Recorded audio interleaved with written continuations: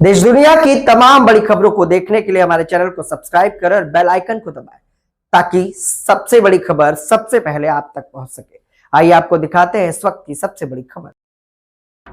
पाकिस्तान में US Iran युद्ध पर मध्यस्थता वार्ता को लेकर बात करते हुए सीएम उमर अब्दुल्ला ने पीएम मोदी की तारीफ में कसीदे पढ़े। उन्होंने कहा कि युद्ध रुकने के लिए पीएम मोदी ही असली चेहरा है। अनएम्प्लॉयमेंट का मसला है, इससे कोई इनकार नहीं कर सकता। न ये मसला रातों रात कोई आपको हल करके दे भी सकता है, लेकिन जैसे मैंने अपनी तकरीर में कहा, जब हम कहते हैं कि सरकारी मुलाजमत बेरोजगारी का हल नहीं है, हमें सरकारी मुलाजमत के अलावा भी और रास्ते ढूंढने होंगे।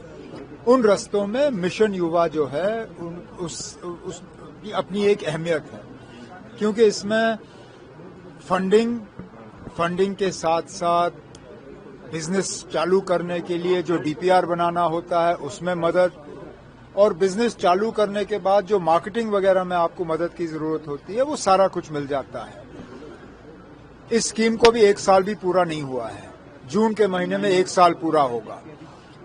इन 9 महीनों में 1000 करोड़ लोगों में बांटना और इतने सारे स्कीम्स जो हैं उनको मंजूरी देना, ये अपने आप में एक बहुत बड़ी बात है, जिसमें गवर्नमेंट के साथ जे.एन.के. बैंक का अगर हाथ नहीं होता ये मुमकिन नहीं होता।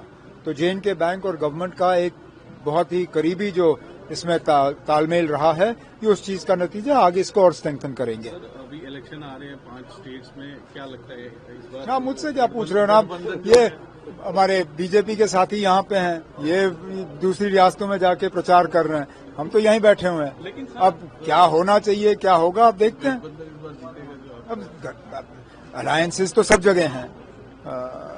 अगर आप असम में देखें तो बीजेपी का है, असम गण परिषद के साथ, लेफ्ट का है कांग्रेस के खिलाफ, केरला में, तमिलनाडु में अलायंसेस का ही है, BJP with AIADMK, DMK with Congress. तो अब देखते हैं। हम तो चाहेंगे कि ऑपोजिशन जो है 5 की 5 जीतें, पौंडीचेरी इंक्लूडेड। अब लोग क्या फैसला करेंगे वो जिस दिन वोट गिने जाएंगे उस दिन पता चलेगा। वॉर जो है उसमें अभी रिपोर्ट्स हैं, जो ईरान का कहना है कि यूएस जो है वो ग्राउंड से भी अटैक कर सकता है। तो क्या लगता है कि ये बढ़ेगा वॉर या हम तो, जैसे मैंने हाउस में उस दिन कहा, हम तो चाहेंगे कि वॉर जल्दी खत्म हो, और इसमें जो रोल वजीर आजम साहब अदा कर सकते हैं वो शायद और कोई अदा नहीं कर सकता, क्योंकि उनके अच्छे ताल्लुकात हैं इन तमाम मुल्कों के साथ। अब अगर ट्रंप साहब इतनी बेवकूफ़ी करें, ये जानते हुए भी कि ईरान पे सालों साल किसी ने राज नहीं किया है, इतना आसान नहीं होगा। मुझे लगता है अब जो है वहीं पे यहीं पे खत्म कर लिया जाए, एक सीजफायर डिक्लेयर हो और ये वॉर खत्म हो जाए। दूसरी तरफ जिस तरह से पाकिस्तान में बैठक हुई है इस जंग को लेकर, लेकिन भारत ने भी उसका कटाक्ष करा था। एस जयशंकर ने कहा था कि हम दलाली कर सकते हैं। मैं उसमें नहीं जाऊंगा। मैं तो सिर्फ ये कहूंगा कि अगर कोई भी मुल्क कोई रोल इसमें अदा कर सकता है जिसमें कि जंग की सूरत से हम बच जाएं, मुझे लगता है किसी को इसमें एतराज नहीं होना चाहिए। जब मैं फिर इस चीज को दोहराऊंगा जो मैंने हाउस में कहा, हमारे वजीर आजम के अच्छे ताल्लुकात और करीबी ताल्लुकात हैं इन तमाम मुल्कों के साथ, चाहे वो इजराइल हो, अमेरिका हो, ईरान हो या ईरान के आसपास के जो मुल्क हैं। उन्हीं रिश्तों का इस्तेमाल करके अगर हम भी एक पेशरफ्त इसमें कर सके तो अच्छी बात होगी। लेकिन यूएस के एक रिपोर्ट में दावा किया गया है कि वो, उनका कहना है उस रिपोर्ट में कि भारत में अभी भी आतंकी हमले जो है हो सकते हैं, लश्कर जैसे ग्रुप हैं, जैसे मोहम्मद जैसे। तो उससे कौन इनकार कर सकता है? अब आप इन दोनों चीजों को अलग देख लीजिए ना। अब हिंदुस्तान और पाकिस्तान के रिश्ते अलग हैं।